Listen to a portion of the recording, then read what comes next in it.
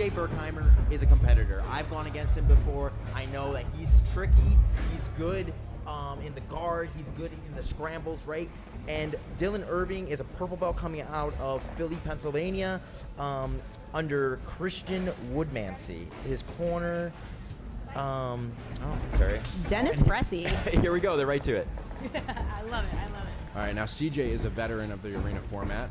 He is familiar with the rules.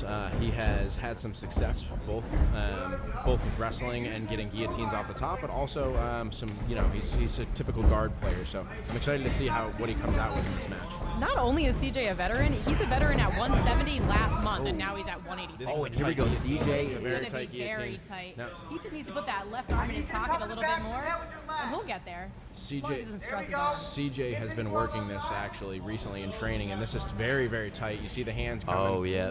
You can hear the gritting, and this is very tight. He rolls him over. He's on top mount, and he opts to just take the position.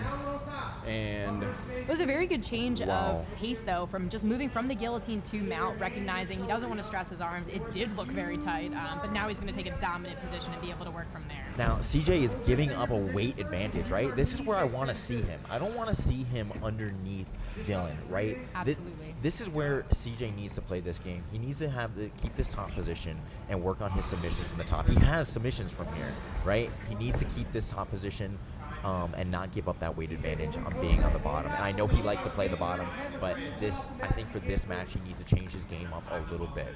Dylan doing a good job of posting, though, recognizing keeping his arms tight, elbows inside knees. But good, strong top pressure from CJ. I think he's aware he needs to separate Dylan's elbows from knees to be able to get into a better position. And he'll look to threaten one of the arms. And he's understanding right now that they're still both very fresh. There's a lot of friction. There's not a ton of slipperiness, but there's also everything is fresh. And you can see in the different kips that Dylan's throwing up and his hip heist. He has a lot of gas in the tank, and he is trying to use it to get out of this position right now. So CJ is really just content with trying to hold and maintain this dominant position that he worked really hard to get to. Holding those spots is going to make Dylan tired as well. If he could hold the spot and then look to separate the elbows from the knees and from the hips, that would be definitely ideal to look for arm isolation of any sort. How tough is Dylan to survive that guillotine, right? And to me, when you have your competition in a deep submission like that, and they don't tap and they end up escaping, you know that you have to be perfect in your submission in order to get them out of there, because he's gritty and tough and he's not going to get out there easily, right?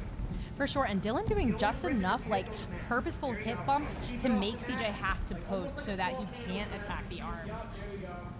Very strategic on his part, even though he's not in a bad spot. Just doing a very good job of staying tight here. So we've got about 2 minutes left in this round. CJ obviously here in a tight top dominant position, and this can be grueling, right? This can be really tough if you're on bottom here and you want to get out and start working some offensive maneuvers, and you've got someone just holding you down and working their submissions and keeping you on the defense. CJ really wants to make this worth it, right? If he doesn't get a sub here, then we start right back in round 2, and it's as if none of this happened. So it's really important for CJ that he takes advantage of that almost guillotine. Yeah, there's the smother. The smother! That is always what I'm here for. But yes, no, I totally agree, Alec. Except, CJ though. Invert. Can he connect the arms and legs and he'll take bottom? Nice explosion from Dylan to get out of that bottom position, though. Very nice, very nice. AJ calling for CJ to use his base. So CJ comes up. We don't really see this very often, so I like seeing him change up the game. Yeah, we had CJ's corner calling for him to stand up and push the pace, right? And here's the thing, right? Like Dave was saying, there's a big weight disadvantage here, and CJ is a traditional guard player. Very nice, a sweep attempt, and he's on a guillotine another tight guillotine. That is tight. This one looks very tight. He's underneath the chin. That is tight. He's putting a lot into it. This is a crunch. And there's the tap. Wow. Nice, very nice. He gets the tap in Round one. Guillotine. Arm in guillotine for our main event so far. CJ Berkheimer in the first round. We're going to go into another round. I'm curious to see how Dylan adjusts, right? It seems like he got himself into that position multiple times now. I'm really curious to see what his corner comes up with to avoid getting into that position again, because we know CJ is going to go back to it. And you have to wonder, I mean, CJ had a lot of pressure on Dylan for most of the match, so is he feeling that going into round 2, or does he feel like he's, ready to go full throttle? Because he's going to need to get a submission this round to try to even up the base a little bit more. Yeah, and we can see, I mean, here's the thing, 2 really tight guillotine attempts, that can put a lot of strain on your arms, and you can see the look on CJ's face. He definitely looks like he put a lot into those attempts, but it doesn't look like either competitor is comfortable conceding a guard pull or bottom position, and this is how CJ got into both offensive guillotines, was off of these wrestling exchanges. So I wonder if Dylan's going to try more upper body throws, a little bit more standing, no-gi judo. He's got a nice cheap attempt and right into a single, but CJ in on the guillotine again from the bottom. Oh, but Dylan able to peel that right off. Very nice peel. It looks like CJ has a little bit of arm control there, and he'll use that to take a left foot inside hook. Very nice. So CJ in a tight butterfly guard here, looking for that guillotine again. And that was the thing, Dylan went exactly, he started using that no-gi judo to set up his takedowns because he's been caught in that guillotine already. That was smart. Very nice. Very nice. If I were Dylan, I wouldn't let up here. I would definitely keep the pace. Yeah, Dylan needs to keep the pressure, and I don't know how much he knows about CJ, but CJ has a very good berimbolo game, very good inverting game from that guard position, so he should.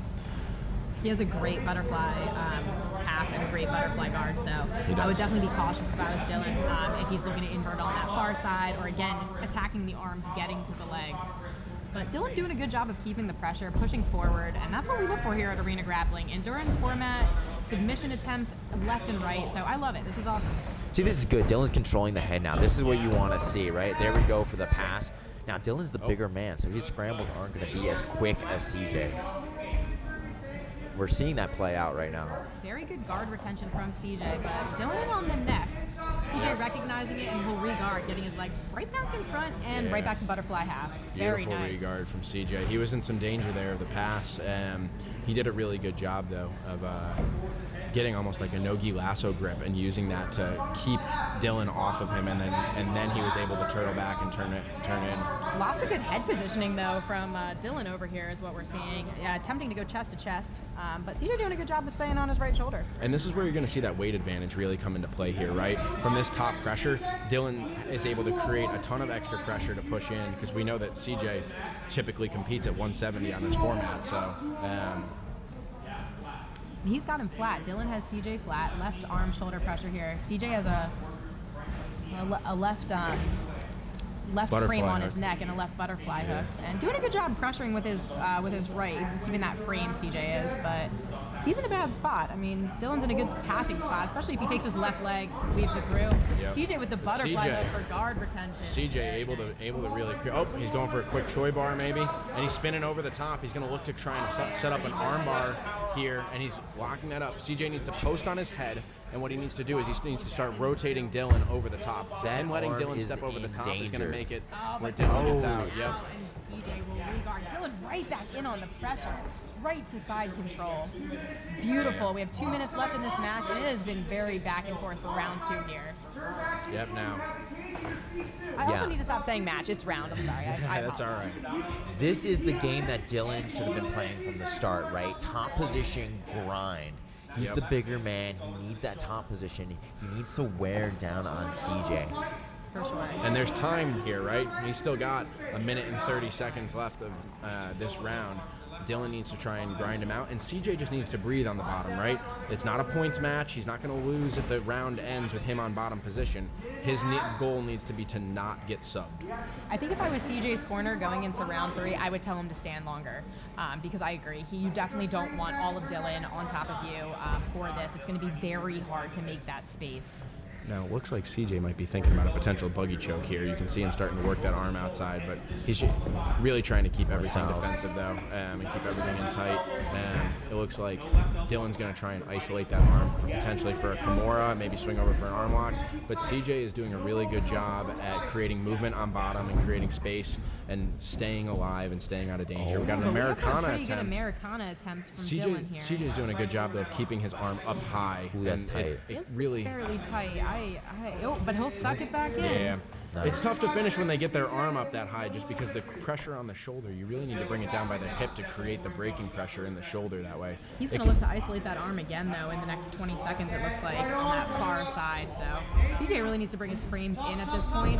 His left arm is way too high separated from his knee here. Here we go. We got Dylan in full mount. Now, Dylan needs to make something happen. He's got 10 seconds here, right? He needs to be going for broke because otherwise this dominant, 2.5 minutes of this round essentially is null and void. We're going to round 3. And there we go. Wow, what a round. Woo. All right, What a comeback from Dylan. Yeah, this is so CJ is going to need to survive and not get tapped or get a submission and he'll win. Dylan needs to get a submission in round 3, otherwise CJ's going to win on the criteria of that first submission. Dylan needs to do exactly what he just did, right? He needs to come in and put the pressure on CJ right away. He's the bigger guy. He needs to throw his weight around. Absolutely. If he allows CJ to scramble, he's going to get caught in something again. CJ is good in the scramble. You have to control him. Yeah, I agree. If I was CJ's corner, I would probably have him stand a little bit longer, use the cage if I could. I don't think pulling guard right away is the answer in this third round. Yeah, I absolutely agree. I think if CJ keeps it on the feet, he can. That's where his 2 tightest submission attempts came from, was off of scrambles from the feet. So I think it's to CJ's advantage to not be on bottom. Now, realistically, Dylan needs to start taking risks, though, right? Maybe not shoot doubles because we know that hasn't worked well in the past, but he needs to be taking risks and doing something because even though he was dominating the last 2.5 minutes of that round, there wasn't really any tight submission attempts. Oh, Dylan is getting too comfortable in the dominant position, right? Once you get that dominant position, you secure it. You need to start looking for submissions right off of that position. Especially when you're down 1-0 on the scorecard. Absolutely. I mean, we're already almost 20% of the way through this final round, and Dylan needs to do something to get this match to the ground where he can start. This is where he got it to the ground last time off the cage. So if I was CJ's corner, I'd be calling for him to try to get double unders or circle out here, just based on previous experience from the last round. Dylan definitely has him in a good spot to start moving him. Just 1 minute in here. Dylan's gotta work. Dylan has to push. He's behind. If he lets this match roll out any longer, he's not going to have an opportunity. He's going for the body lock, but he doesn't have his hands locked yet.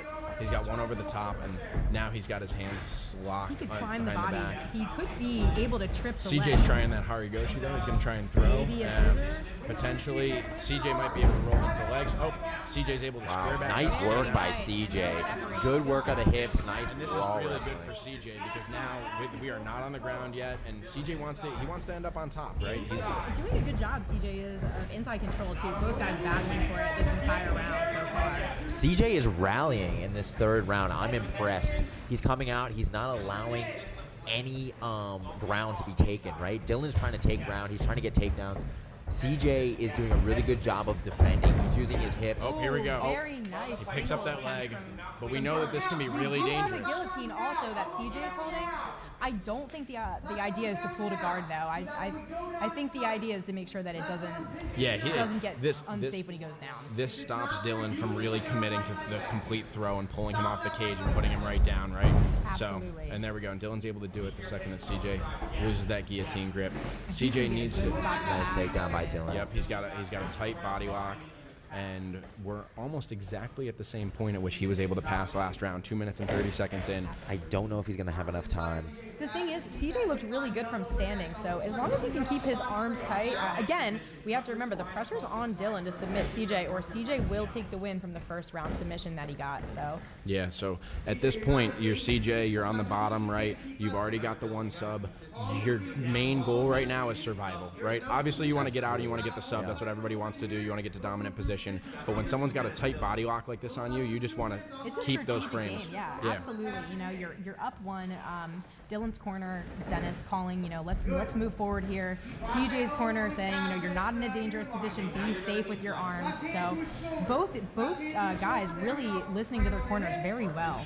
Yep. This is the time that Dylan has to go, right? He needs throw caution to the wind and do something to try to get Dylan this submission. thinking about trying to use this to potentially pass. So CJ looking for a Kimura here. On that Yep, far CJ locks side. up a Kimura on that far side. Very nice. CJ, now this is the type of thing, right? If CJ can put threats of submission on there, then he's safe, right? He doesn't want to create too much space and too many crazy scrambles. But this is tight. The tight Kimura from this Z guard can really, really open up a lot of different offensive maneuvers. The timing is weighing in on the guys as well here too. We can hear a little bit of deep breaths coming from Dylan. That first round submission came late, right? So and we had a second full round. So you're talking about we're almost 15 minutes in. Oh, CJ with a triangle. CJ's got a triangle set up. This is he's got that so tight, and he gets and CJ Berkheimer. CJ Berkheimer with a guillotine in round 1. That's incredible. And a triangle to end round 3. Oh my God, the main event. What a main event. I was just talking to CJ's coach, AJ, right? We were just discussing how I said CJ is dangerous even into the later rounds. Even when he gets tired, he's still technically good, right? And we just had a prime example of that here in the, what was it, the last minute? Was that the last minute of the last round? Less 40 than a seconds minute of left. the last round, he pulls out a triangle choke to secure the win in a dominant fashion. What a back and forth pace too. Hey, he was in so many bad spots. Let's hear from CJ Berkheimer. Main event. Congratulations, you win 2 subs, you get a triangle late in round 3. Tell us, what are you feeling right now? Tired. That was a great pace. Dylan's really strong. Super good opponent. So Just tired. we know you took the weight at 200. A couple fun facts. You weighed in low. You weighed in at 185. And That was actually, with a sweatshirt. And that's pretty and wild. food in my belly. So did you feel the weight on top of you in round 2? Was that a hard in round round for you? 2, yeah. Round 2 for sure. Round 2 is really when I started feeling it, and it got scary. But you came back in round 3 at the end. So how are you feeling now? Besides time. Good. You know that a finish like that really builds your confidence. Makes you want to get back in there. So Yeah, see you guys in March. maybe? Yeah, walk us through that finish there, right at the very end. You got that triangle with about 40 seconds left. Guard retention is probably the best thing you can drill and work on. It sets things up like that all the time. Just having an active guard and not really giving up on bottom sets a lot of stuff up. Speaking of guard retention, my last question for you from me is you're a guard player, but today we saw CJ on the feet, and I'd love to know if we could see that more. I know Dave was really excited. I was really excited. How did you feel on the feet? It's so tiring. There's a reason I play guard. It's an efficiency thing. But yeah, no, I've been really liking standing, and I plan on doing it more in my matches. I was just saying, I was talking to AJ earlier about how I thought that you were dangerous even into the later rounds.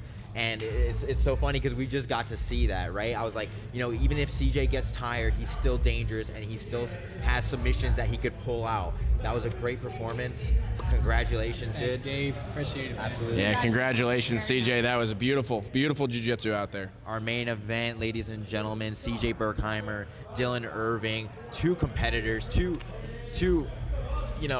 great jiu-jitsu practitioners put on a show for us here tonight. I'm just happy I'm here. In all, visit. very exciting. So coming to you guys from the commentary table, I'm Catherine. I'm Alec Kearns. And I'm Dave. And stick around because soon we're going to be announcing performance of the night, and I think I might know who my bet is on. Me too. CJ. I'm in for Yeah, CJ. I think CJ gets